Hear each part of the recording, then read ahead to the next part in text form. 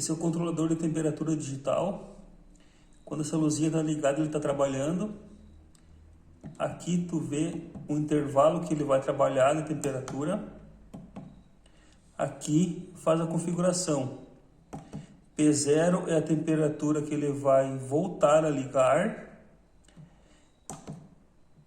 P1 é a temperatura que ele vai desligar.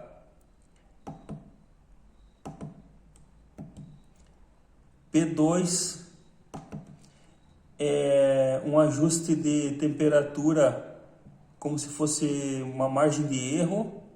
Daí, por exemplo, agora está marcando 12.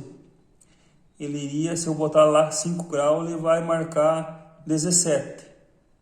Dependendo do que vai colocar do sensor, ele é necessário ajustar esse P2. E o P3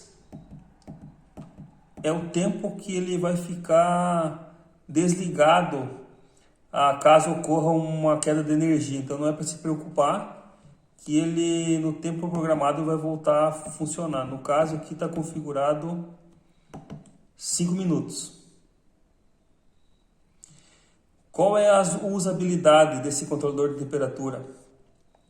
Caso esse aqui é um freezer grande, caso queira colocar, por exemplo, só refrigerante aí dentro e água, é necessário alterar a temperatura para ele trabalhar entre, por exemplo, 2 graus positivo e 0 no máximo.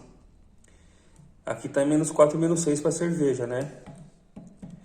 Mas se for botar só refrigerante, ele não vai, por exemplo, congelar, né? Daí ele fica trabalhando a temperatura exata, sem nenhum problema.